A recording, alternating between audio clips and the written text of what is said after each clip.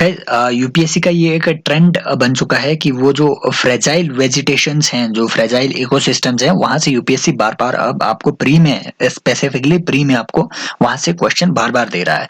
तो Arctic tundra भी एक इसी तरीके का आपको फ्रेजाइल इकोसिस्टम देखने को मिलेगा आर्कटिक रीजन में। इस वेजिटेशन के बारे में, राइट, आर्कटिक रीजन में कौन कौन सी कंडीशंस एग्जिस्ट करती है और वो कंडीशंस वहाँ की वेजिटेशन को कैसे इन्फ्लुएंस करती है, इन सारी चीजों को जानने की हम कोशिश करेंगे इस लेक्चर में। और यहाँ से नो डाउट इस टॉपिक से अगर कोई भी आपसे आपके लिए क्वेश्चन बनेगा तो आप इजीली उसको उस क्वेश्चन को बना पाएंगे अपने प्रीलिम्स में। तो देखो, जब भी हम आर्कटिक टुंड्रा की बात कर रहे हैं तो आर्कटिक सर्कल से ऊपर, आर्कटिक सर्कल से ऊपर 66 डिग्री 66.5 डिग्री नॉर्थ से ऊपर का जो एरिया है, हम वहां की बात कर रहे हैं, हम इस एरिया की बात कर रहे हैं। तो इस एरिया में आपको जो वेजिटेशन देखने को मिलेगी उसे हम कहेंगे टुंड्रा टाइप ऑफ वेजिटेशन। तो क्या टुंड्रा टाइप ऑफ वेजिटेशन सिर्फ यहीं पे देखने को मिलेगी आपको? नहीं सर, सिर्फ यहाँ आपको टुंड्रा नहीं देखने को मिलेगी। हाई माउंटेनियस एरियाज में भी आपको टुंड्रा वेजिटेशन देखने को मिलेगी। जैसे आपके हिमालयाज हो गए, हाई हिमालयाज हो गए, वहां पे भी आपको टुंड्रा वेजिटेशन देखने को मिलेगी। अब वो टुंड्रा वेजिटेशन क्या होती है, वो पैदा क्यों होती है, इन्हीं सारी चीजों को अब हम आगे पढ़ने की कोशिश करेंगे। राइट, सबसे पहले देखो, टुंड्रा टुंड्रा के जो एरिया होते हैं, यहाँ पे आपको बहुत कम, बहुत लो प्रेसिपिटेशन देखने को मिलेगी। राइट, बहुत कम यहाँ पे प्रेसिपिटेशन होती है, 20-25 सेंटीमीटर तक की आपकी जो प्रेसिपिटेशन हो जाएगी। और हमें पता है जिन एरिया में प्रेसिपिटेशन नहीं होती है, जहाँ बहुत ज्यादा बारिश ना होए, उस एरिया को हम कहेंगे डेजर्ट एरिया। तो इन इन इन कंडीशंस को भी, आर्कटिक टुंड्रा के जो जो कंडीशंस है, एग्जिस्टिंग कंडीशंस, उसे भी हम डेजर्ट ही मानते हैं। एक और बात आपने याद रखनी है, टुंड्रा खासतौर पे आर्कटिक सर्कल के रिगार्डिंग एक वर्ड यूज होता है परमाफ्रॉस्ट। कि परमाफ्रॉस्ट क्या होता है भैया? जब आपकी सॉइल और आपका जो आइस है और आपका जो जो जो वाटर मॉलिक्यूल्स हैं, जब ये सारे फ्रीज हो जाएं, फ्रोजन कंडीशंस में जब बन जाए, तो इसे हम कहेंगे परमाफ्रॉस्ट। कब तक ये फ्रीज होने चाहिए? मिनिमम अगर ये 2 साल तक फ्रीजिंग कंडीशन में है तो आप इसे कहेंगे परमाफ्रॉस्ट। लगता है कि भैया ये नीचे जो है ना, ये सॉइल का एक सरफेस है, बट एक्चुअल में वो सॉइल का सरफेस नहीं होता, उसमें आपके वाटर मॉलिक्यूल्स, उसमें आपकी आइस भी मिक्सड अप होती है। राइट, तो ये परमाफ्रॉस्ट का जो एरिया है ये हाईली फ्रेजाइल होता है। थोड़ा भी अगर टेम्परेचर बढ़ा तो आपके जो परमाफ्रॉस्ट है वो पिघलना शुरू कर जाएगा, है ना, उससे वाटर मॉलिक्यूल्स बहना शुरू कर देंगे, और उसकी वजह से ये जो परमाफ्रॉस्ट का जो सरफेस होगा वो भी फिर बहुत ही ज्यादा फ्रेजाइल हो जाएगा। इसी वजह से आपको देखने को मिलेगा कि लास्ट ईयर देखो, अंबर माया रिवर, यहाँ रशिया में अंबर माया रिवर होती है। राइट, अंबर माया रिवर के पास में एक ऑयल रिफाइनरी लास्ट ईयर यहाँ पे लीकेज हो गई थी। क्यों? क्योंकि जो परमाफ्रॉस्ट का जो सरफेस है वो पिघल गया, और यहाँ पे जो सरफेस है वो लेस स्ट्रॉन्ग बन गया, और उसके ऊपर जो रिफाइनरी के जो टैंक्स वगैरह बने हुए थे वो फट गए। इस वजह से आपके यहाँ पे ऑयल स्पिल्स भी देखने को मिले थे अंबर माया रिवर में। तो राइट, तो ऐसी ऐसी जो जो कंडीशंस है उसे हम कहेंगे परमाफ्रॉस्ट की कंडीशन। 2 साल तक जब आपकी सॉइल प्लस आइस पार्टिकल्स ये फ्रोजन स्थिति में रहे।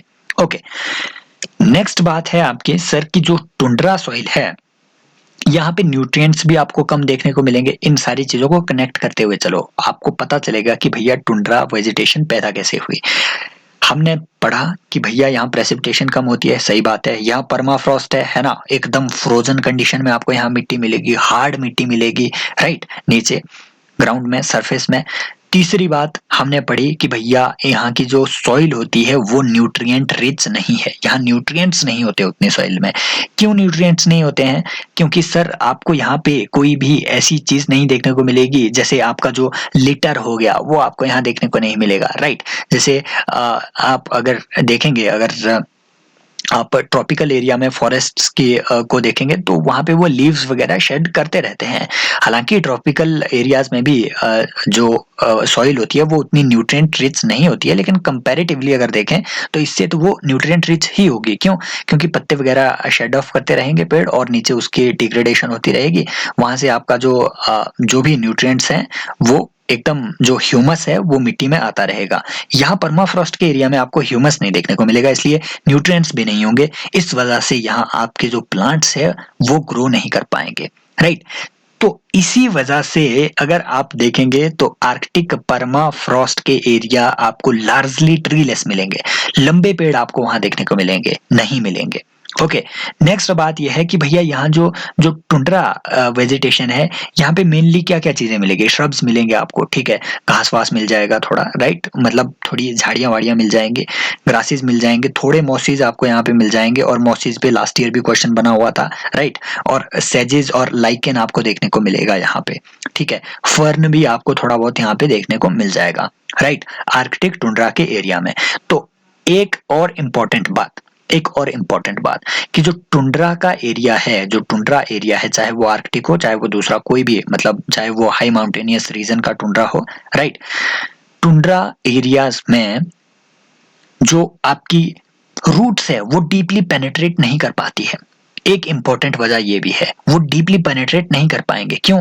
क्योंकि जो परमाफ्रॉस्ट है ये तो फ्रोजन है, ये बहुत सॉलिड है, ये बहुत हार्ड है, इसमें अंदर आपकी रूट सिस्टम अच्छे से डेवलप नहीं हो पाएगा। इसलिए अगर यूपीएससी आपको स्टेटमेंट में दे दे कि जो आपकी परमाफ्रॉस्ट जो आपकी टुंड्रा वेजिटेशन है, अगर आपको ऐसे स्टेटमेंट दे दे कि tundra vegetation has a well developed root system, deep root system, तो वो स्टेटमेंट गलत हो जाएगी। यहाँ अंदर उनकी रूट्स पेनिट्रेट कर ही नहीं पाती है, राइट, परमाफ्रॉस्ट होने की वजह से। दो तीन बातें और आपको याद रखनी है परमाफ्रॉस्ट वेजिटेशन के बारे में कि भैया क्यों ये ट्रीज यहाँ पे ग्रो नहीं कर पाए, इसके इसके रीजंस क्या है। इसका मैंने आपको सबसे पहले बता दिया कि भैया यहाँ पे जो रूट्स है वो बहुत डीप नहीं जा पाती है, राइट। परमाफ्रॉस्ट इनको प्रिवेंट कर देता है, it prevents them from taking deep roots. इस वजह से आपके जो जो पेड़ हैं वो एडवर्स सिचुएशंस में विदस्टैंड नहीं कर पाएंगे, right. Because we know that shallow root systems, they are not very ideal anchor to withstand in the high winds। अब ये जो एरिया है परमाफ्रॉस्ट का एरिया, यहाँ पे विंड्स भी बहुत चलती है भैया, यहाँ विंड्स भी बहुत चलेंगी, बहुत हैवी विंड्स यहाँ पे ब्लो होंगी। अब देखो अगर रूट्स अच्छे डेवलप नहीं हुए हैं किसी भी पेड़ के तो विंड्स तो उसको ब्लो ऑफ कर देगी, राइट।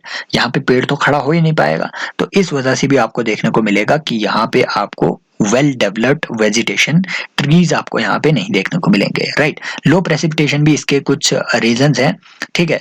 तो ऐसे अगर रीजंस पे बेस्ड, राइट, अगर आपसे ऐसे भी कोई क्वेश्चन पूछा जाए कि भैया आर्कटिक टुंड्रा में आपको ट्रीज देखने को नहीं मिलेंगे, हाई ट्रीज देखने को नहीं मिलेंगे, what are the possible reasons, तो वो रीजंस भी मैंने आपको बता दिए हैं, these are the possible reasons. Okay, so I hope ये लेक्चर्स आपके लिए हेल्पफुल साबित हो रहे होंगे आपके प्रिपरेशन में। Subscribe to the channel guys, and Telegram link is given in the description. मिलते हैं नेक्स्ट लेक्चर में, बाय बाय, टेक केयर।